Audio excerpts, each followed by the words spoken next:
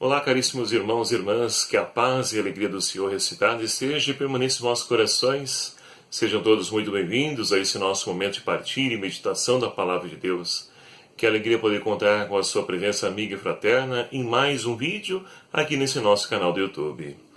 Hoje, nessa quinta-feira, dia 23 de novembro de 2017, vivenciando aí a 33ª semana Tempo Comum, nós então somos convidados a tomar para reflexão o Evangelho de São Lucas, capítulo 19, versículos de 41 a 44, que vai nos narrar o seguinte: Naquele tempo, quando Jesus se aproximou de Jerusalém e viu a cidade, começou a chorar e disse: Se tu também compreendesses hoje o que te pode trazer a paz, agora, porém, está escondido aos teus olhos.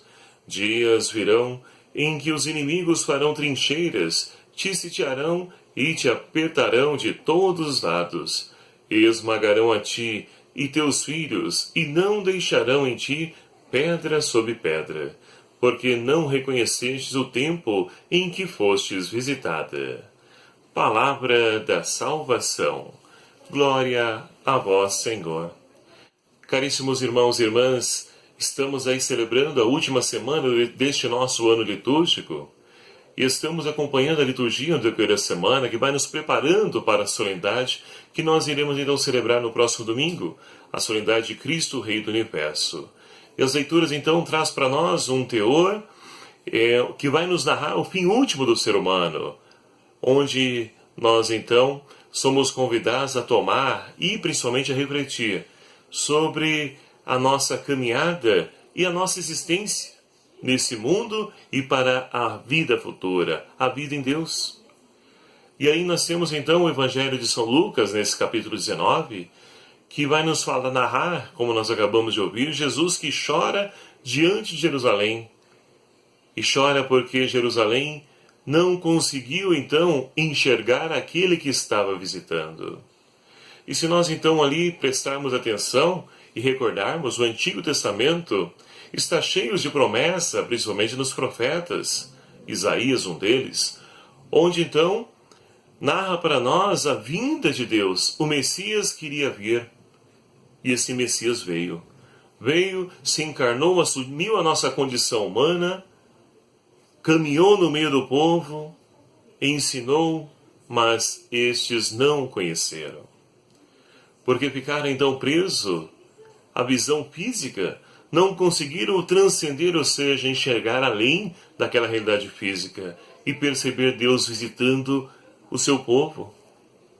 E Jesus então chora, sente essa tristeza porque ele queria que os seus o reconhecessem, que o acolhessem. Seria tudo bem mais fácil. E na nossa vida também, nos nossos tempos, não é diferente, meus queridos amados irmãos. Deus também continua a visitar cada um dos seus amados filhos, na pessoa de cada um de nós, batizados e batizadas, discípulos missionários do Senhor. Nós somos então chamados a levar esse Deus de amor. Mas a aceitação de Jesus não é diferente da sua época, ainda mais nos dias de hoje. Ao olhar para a realidade que nós estamos então inseridos, vamos perceber então um povo que quer cada vez mais se manter longe de Deus e busca de todas as formas banir a religião do seu meio. Por quê? Banindo então a religião, eles poderão então viver a sua libertinagem e não a liberdade a qual então Deus confiou a cada um de nós. A libertinagem. E muitos excedem o limite do próximo, muitos buscam ali passar por cima para poder alcançar o seu objetivo, a sua meta, mesmo que isso custe a vida do irmão. Então é preciso, de fato, resgatar essa dimensão, porque Deus continua a visitar os irmãos, como dizia, na pessoa de cada um de nós. É interessante porque nos aproximamos aí do tempo do Natal, estamos aí chegando às portas do Advento, onde nós percebemos então o coração do ser humano que se torna mais sensível ao sofrimento, tanto que as pessoas então começam a ir promover nas paróquias, ajuda as crianças na pastoral da criança, para poder então dar um Natal menos sofrido para essas crianças, para aqueles irmãos que não têm condição, preparando uma cesta básica com mais conteúdo de alimentos, tudo isso visando o quê? Amenizar a dor e o sofrimento do próximo. E é interessante, por que esse sentimento ele só desperta em nós nessa época do Natal ou da Quaresma? A vida do cristão deve ser então um eterno agir na caridade. Não pode estar aí preso a um determinado espaço do tempo, do ano. É preciso agir sempre dessa forma. Mas, para poder agir dessa forma, é preciso fazer essa experiência, esse encontro desse Deus que se entrega por cada um de nós gratuitamente, não nos cobra nada, e nessa gratuidade também nós somos chamados a viver. E é interessante porque aqueles que fazem o seu encontro pessoal com Deus, eles então vencem tudo e todos, até mesmo as perseguições. A primeira leitura de hoje, extraída então aí do livro, no primeiro Macabeus, vai nos falar então dessa perseguição a qual está vivendo o povo de Israel. Nós temos uma perseguição ali, clara, onde o rei Antíoco Epífanes, ele então ali promulga a morte de todos aqueles que não se renderem, ou seja, ou melhor dizendo, que não abrir mão da sua religião, que não acolher o culto pagão, agora está propagando. E é interessante porque no relato da primeira leitura de hoje, nós temos então esses delegados do rei que vão de um homem chamado Matatias. Ele que era um homem então zeloso, piedoso, um judeu que testemunhava a sua fé. E ali então, esses delegados vão tentar ali convencer Matatias a poder abrir mão da sua fé. E eles começam o discurso da seguinte forma, oferecendo para ele coisas materiais, reinos. E aí eles vão percebendo que Matatias não está afim, não está cedendo. E ali começa então a ameaça. E nos dias de hoje também não é diferente. Nós temos uma perseguição não aberta, mas velada, de certa forma. Aquele que se opõe então aos caminhos, ou seja, a ideologia, a cultura de morte que está estabelecida na nossa sociedade, serão e são perseguidos.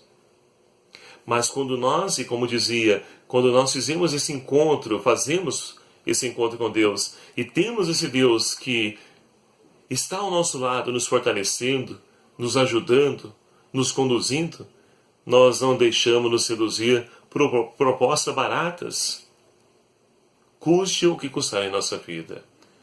E assim então, Matatias, ele se depara com um outro judeu que ele então se entrega, cede e oferta um ídolo, um sacrifício ao Deus pagãos.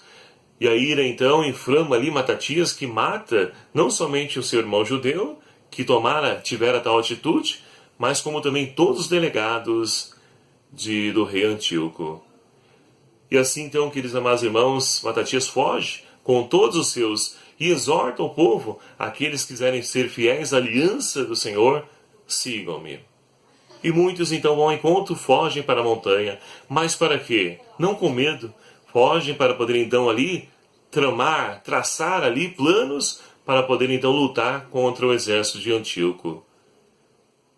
E com certeza Deus nos dá a vitória. Se não aos olhos físicos, a vida do justo está nas mãos de Deus, como nos diz o livro da sabedoria. E é essa confiança que nós somos então convidados a viver e não somente falar da boca para fora, a colocar em prática, para que assim possamos então acolher a bênção de hoje. Nos convida a podermos refletir: a todos que procedem retamente, eu mostrarei a salvação que vem de Deus.